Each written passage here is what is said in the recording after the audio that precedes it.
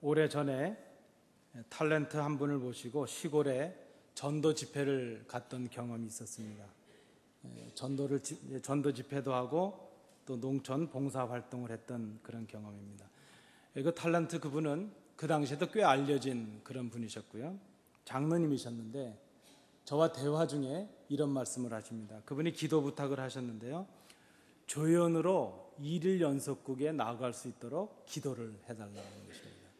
제가 그 말씀을 듣다가 아니 장로님 이왕이면 주연을 하셔야지 왜 조연을 하시겠다 그러십니까? 그랬더니 그분의 말씀이 주연을 맡으면 배역이 자주 오지 않는다는 것입니다. 조연을 맡아야 이 드라마 저 드라마 자주 나갈 수 있고 또 짧게 나오더라도 매일 나오는 게 중요하기 때문에 1일 연속극을 하는 게 더 좋다 이렇게 말씀을 했던 것을 제가 기억합니다. 우리가 탤런트들이 많이 있지만 다 주인공을 하는 건 아니겠죠. 여러분도 혹시 그런 경험이 있으셨습니까? 저는 어릴 적에 제가 아마도 이 세상의 주인공일 거라 하는 그런 생각을 했던 적이 있습니다. 그저 집에서나 교회에서나 모든 사람들이 저 때문에 존재를 한다 그렇게 생각을 했습니다. 제가 TV에 안 나가서 그렇지 저 TV에 있는 드라마에 나가면 분명히 나는 주인공을 해야 될 것이다. 그리고 내 친구 누구는 범인을 해야 될 것이다. 그렇게 생각을 했습니다. 제가 어릴 때 수사반장이라는 드라마가 있는데 반장은 내가 해야 되고 범인은 누가 해야 된다. 저는 그렇게 생각을 했습니다. 어릴 때 꿈이 있었는데 대통령이거나 대장이 되는 게 제 꿈이었습니다. 왜냐하면 그 당시 제가 생각할 때 제일 높은 사람은 대통령이고 제일 힘이 센 사람은 대장이 아니겠는가 그렇게 생각을 했습니다.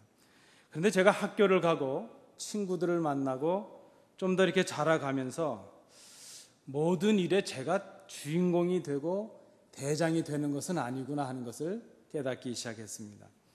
제가 아마 국민학교 6학년 때로 기억이 되는데요. 그 6학년에서 이제 중학교를 막 올라가면서 그 겨울에 성탄절 성극을 준비하는데 아마도 저는 그 주인공이 예수님 역할이었기 때문에 저에게 배역이 주어지지도 않았는데 나는 분명히 예수님 역할을 해야 될 테니까 어떻게 할까 나름대로 준비를 했습니다. 예수님이 아마 표정을 이렇게 했겠지. 좀 가발이 이런 게 필요할 텐데 그래서 그 먼지 털이개를 뜯어서 가발도 만들어 보고 근데 막상 이제 그 연극반이 모이기로 해서 갔는데 그 지도하시는 선생님께서 저에게 배역을 주셨는데 어떤 배역을 주셨는가 하면 거지 1, 2, 3 중에 한 사람을 주시는 겁니다. 아니 저는 예수님을 지금 주인공을 해야 되는데 지나가는 거지 1, 2, 3 이름도 없는 그런 배역을 저에게 주시면서 제가 그 선생님의 설득에 따라서 결국은 거지를 맡게 됐는데요. 그 선생님의 설명이 무엇인가 하면 사실 이 거지가 예수님이 변장하고 나타난 것이니까 예수님의 역할이다. 그래서 제가 하나 넘어갔고 또 하나는 그 극 중에 거지가 방문한 집에서 그분들이 그 거지를 짜장면을 대접하는 장면이 있었습니다. 그래서 실제로 연극에서 짜장면을 시켜줄 테니까 너는 짜장면을 먹을 수 있다. 거기에 혹해서 주인공 역을 뺏기고 거지 1, 2, 3을 했던 그런 경험이 있습니다. 여러분 제가 그때 어린 나이지만 꽤 충격을 받았습니다. 아, 내가 그렇게 늘 주인공이고 대장으로 살아갈 수 있는 것은 아니구나 하는 그런 생각을 했습니다. 내가 어쩌면 이 세상의 주인공이 아닐 수도 있겠구나 하는 그런 생각을 했습니다. 요즘 젊은 분들이 하는 말로 하면 주제 파악을 잘 못한 것이죠. 제 스스로를 알지 못했다 생각합니다. 자기가 누구인가를 안다는 것, 이게 참 중요하지 않겠습니까? 우리는 보통 다른 사람들에 대해서는 냉정하게 판단을 합니다. 그리고 객관적으로 판단을 하려고 노력합니다. 다른 사람들에 대해서는 때로는 그렇게 부정적이고 좀 비판적인 것이 사실입니다. 그러면서도 우리 자신에 대해서는 얼마나 호의적인지 모릅니다. 매우 긍정적이고 낙관적이기까지 합니다. 그래서 그렇게 생각해 보면 자기를 정직하게 평가하고 판단한다는 것이 쉽지 않을 것이라 하는 것을 생각합니다. 여러분 어떤 면에서 우리가 생각해 보면 신앙생활이라고 하는 것은 하나님 앞에서 진정한 나를 발견하는 것이라 이렇게 말할 수 있을 것입니다. 하나님 앞에서 자신을 정직하게 발견하고 그 하나님과의 새로운 관계를 만들어가는 것, 맺는 것, 그것이 엄밀한 의미에서 바른 신앙이라 이렇게 말할 수 있을 것입니다. 오늘 함께 봉독하신 본문 말씀에서 사도 바울은 자신이 누구인가 하는 것을 우리에게 고백하고 있습니다. 나는 곤고한 사람이로다 하는 이런 고백입니다.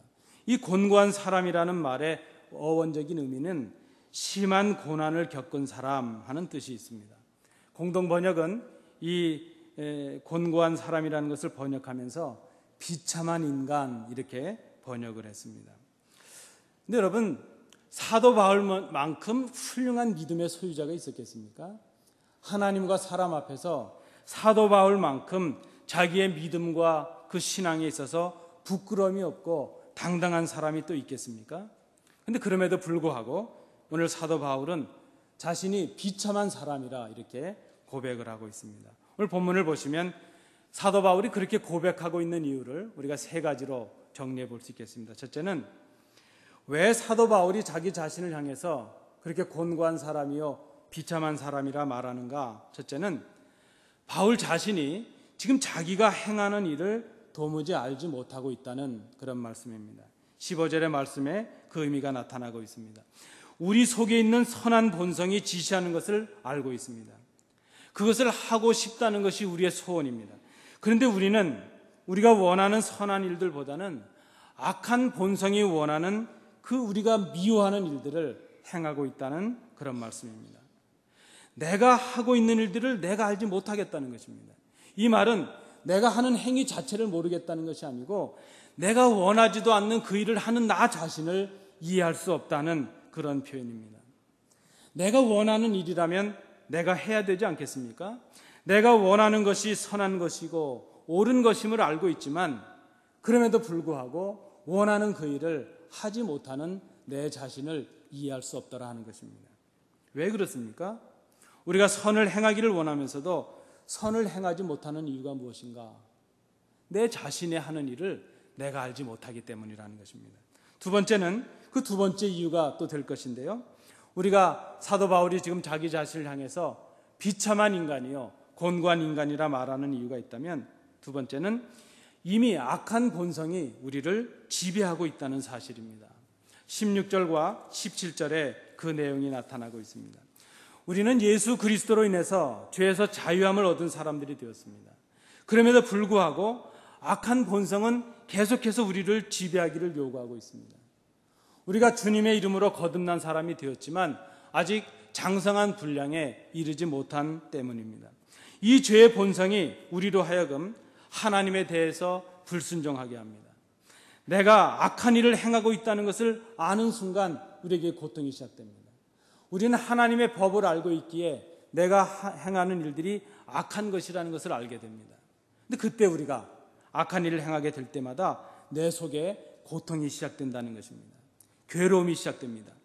우리는 선하게 살고 싶습니다. 정직하게 살고 싶습니다. 하나님의 말씀에 순종하며 살고 싶습니다.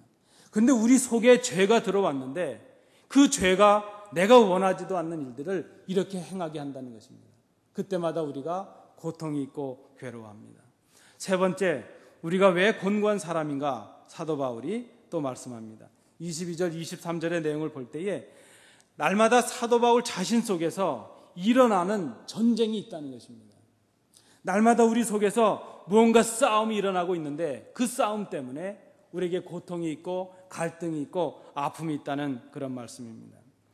우리가 예수 그리스도로 말미암아 새로운 피조물이 되었습니다. 하나님의 자녀가 되었습니다. 하나님을 기쁘시게 해야 되겠다는 선한 욕망이 내 속에 있습니다. 그런데 우리의 몸은 여전히 하나님께 거역하도록 우리를 이끌어 갑니다. 옛 본성이 우리를 하나님을 거역하게 만듭니다. 날마다 우리 속에서 선한 본성과 악한 본성이 싸우고 있습니다. 그래서 우리에게 갈등이 있고 고통이 있고 괴로움이 있습니다. 여러분, 내가 누구인가 하는 것을 이 아침에 생각합니다. 나는 어떤 사람인가? 나는 어떤 사람이고 어떤 삶을 살아가야 될 사람인가? 우리의 현 주소가 무엇인가 하면 우리 속에 선한 본성이 있고 악한 본성이 있다는 것입니다. 이 두 본성이 날마다 우리 속에서 대적하고 싸우고 있습니다. 이것 때문에 우리가 날마다 갈등을 갖습니다. 날마다 고통 속에 살아갑니다. 이것이 바로 우리의 현 주소입니다. 그런데 여러분, 이미 우리가 하나님의 법을 알고 있지 않습니까?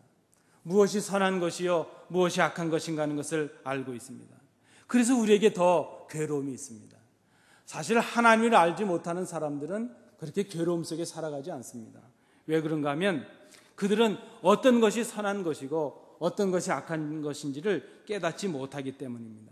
그러나 우리는 무엇이 선하고 무엇이 악한 것인지를 알고 있습니다.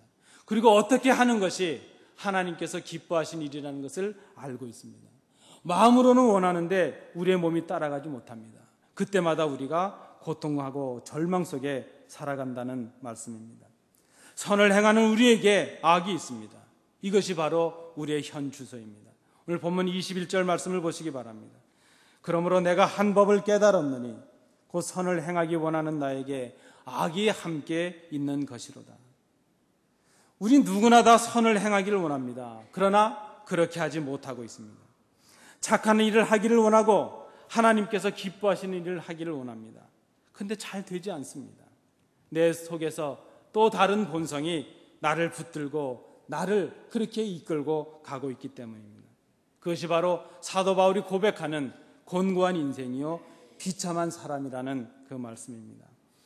여러분, 누가복음 10장에 보시면 이제 모든 율법을 다 지켰다고 스스로 생각한 한 율법사가 주님 앞에 나옵니다. 스스로의 행위가 온전하다고 생각을 했습니다. 그리고 그가 그렇게 주님 앞에 질문을 합니다. 선생님, 내가 무엇을 해야 영생을 얻겠습니까? 사실 그의 질문의 실제적인 의도는 이것 아니겠습니까? 예수여, 내가 구원을 위해서 이것도 하고 모든 율법을 다 지켰는데 이제 내가 구원을 받는 것이 마땅하지 않겠습니까?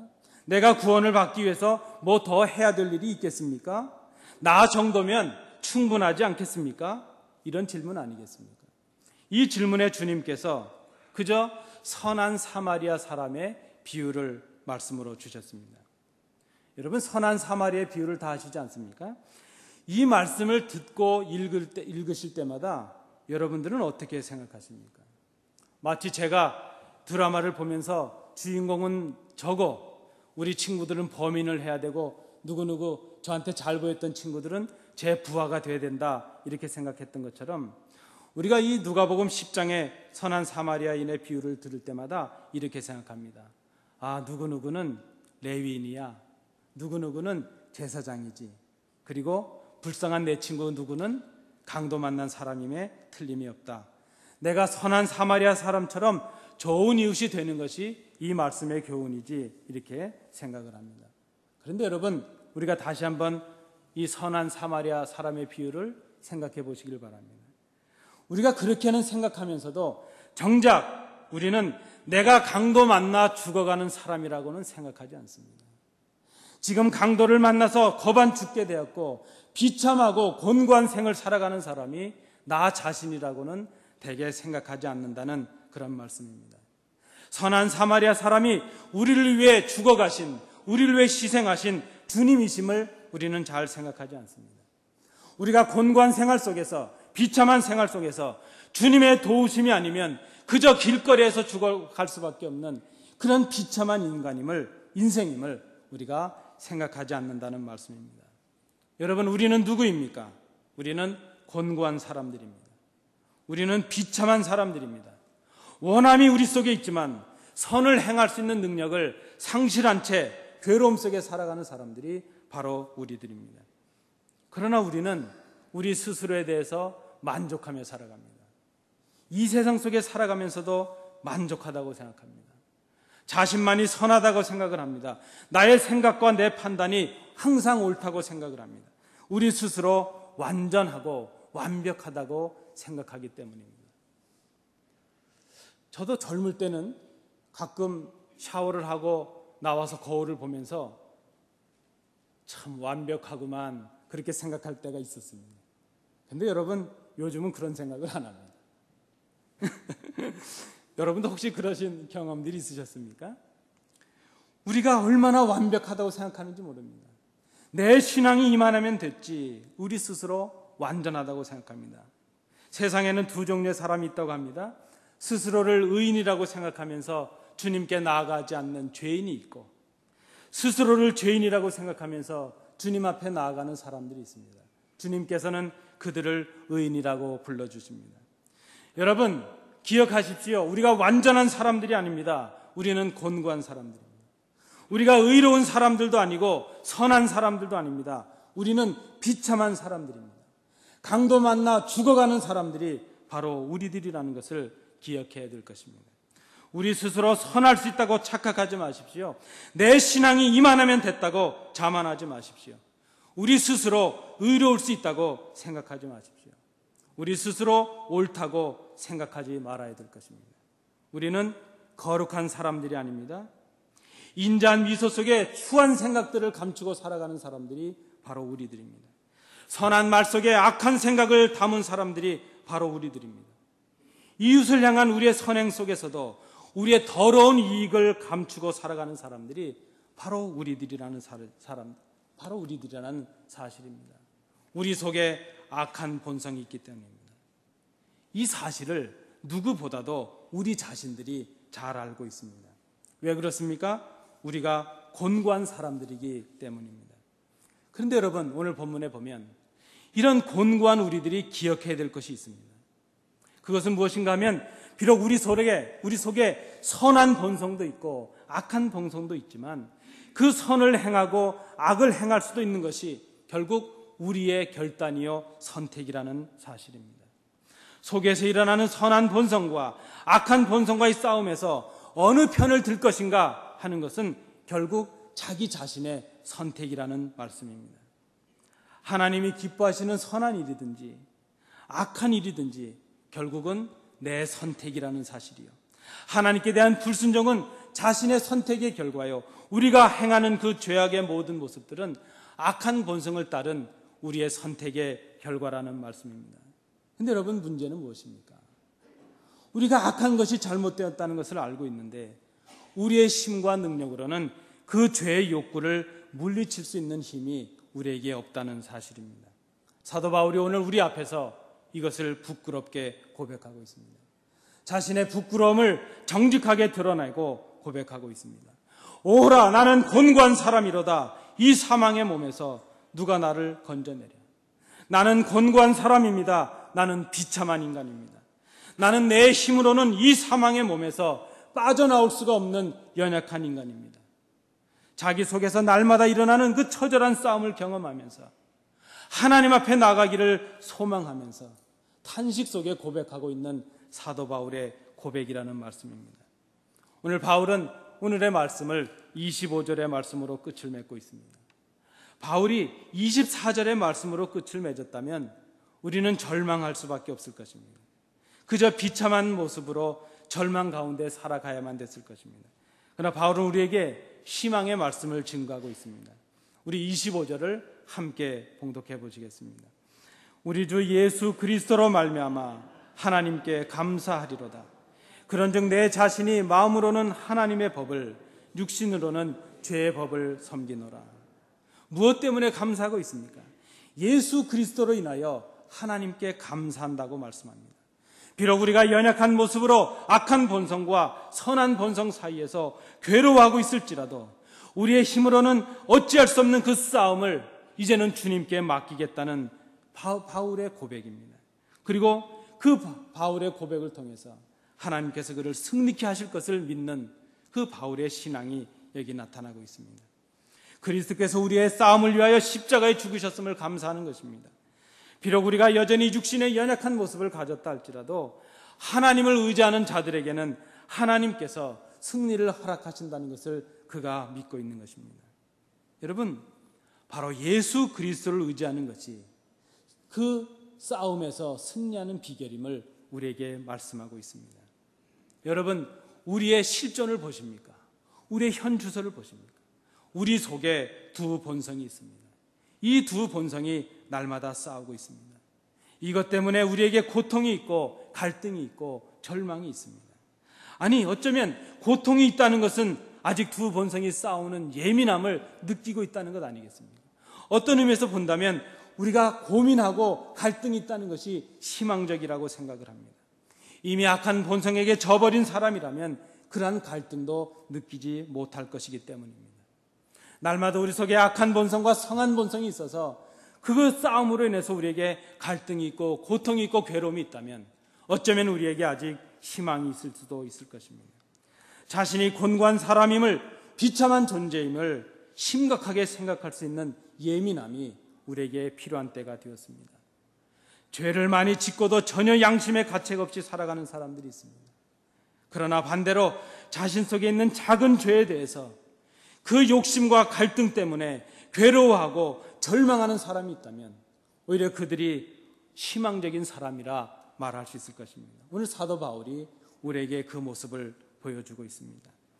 하나님의 법을 지키려고 몸부림치고 뼈를 깎는 듯한 고통 속에서 지금 고백하고 있습니다. 하나님, 나는 곤고한 사람입니다. 나는 하나님의 법을 지키며 하나님의 뜻을 행하며 살고 싶습니다. 그러나 연약한 육신은 자꾸 이 악한 본성을 따라갑니다. 하나님, 내 힘으로는 어쩔 수 없습니다. 이 사망의 몸에서 나를 건져주실 분이 주님밖에 없습니다. 하나님, 맞습니다. 나는 과연 비참한 인간입니다. 이 비참한 속에서, 이 육체 속에서 나를 구해주실 분은 주님밖에 없습니다. 바울은 늘 하나님 앞에 자기 자신을 세우는 사람입니다. 그리고 하나님 앞에 서면 설수록 자기는 느끼는 그 좌절감을 지금 고백하고 있습니다. 하나님 앞에 서면 설수록 자신의 의가 사라지는 것을 경험합니다.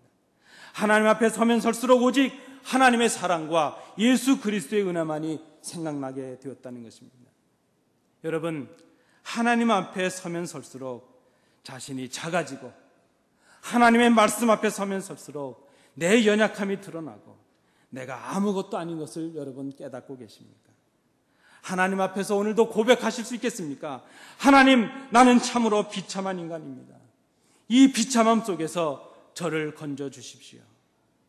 오늘 우리가 우리 자신을 하나님 앞에서 세우면서 우리가 드려야 될 고백이 있다면 무엇이겠습니까? 지난 주간에 우리 성도님의 가정을 제가 신방을 했습니다. 이제 멀리서 왔던 아들이 인사를 하고 내일이면 떠나가야 된답니다. 이제 연로하신 부모님이 느끼는 그 감정과 젊은 아들 내외 손주가 느끼는 그 감정이 다르구나 생각이 되었습니다. 이별해야 되는 부모님과 자녀 간의 모습을 보면서 이제 나는 세상에 살 날이 얼마 남지 않았다 하는 그런 마음으로 이별을 안타까워하는 부모님의 모습이 보여지고 그저 그 부모님의 마음을 다 헤아리지 못하는 그런 자녀들의 모습이 그저 보여졌습니다. 같은 사건을 경험해도 느끼는 감이 다르고 같은 이별을 경험해도 이제 몸으로 느끼는 마음이 다르구나 하는 그 생각을 해보았습니다. 여러분, 언젠가는 우리가 이별할 날이 있지 않겠습니까? 언젠가는 우리가 하나님 앞에 서서 그간의 우리의 모습을 다 고백해야 될 때가 곧 오지 않겠습니까? 여러분, 아직 많이 남으셨습니까? 아니면 이제 곧 끝이 왔다 이렇게 생각하십니까? 우리의 마지막 날이 이르기 전에 우리가 해야 될 고백이 있다면 바로 이것 아니겠습니까? 우리의 연약함과 우리의 절망과 고통의 자리에서 우리가 해야 될 고백이 있다면 무엇이겠습니까? 아직도 내 의를 주장하고 내 힘으로 무엇인가를 할 수 있다고 하나님을 거역하시겠습니까? 아니면 주님 없는 우리의 삶이 비참했다는 것을 고백하고 주님, 나는 참으로 비참한 사람입니다. 나는 곤고한 사람입니다. 이 사망의 몸에서 나를 건져주십시오. 이 고백을 여러분 하시겠습니까? 바로 여기에 하나님의 회복의 은혜가 시작됩니다. 바로 이 고백 위에 고치시는 역사가 시작된다는 말씀입니다.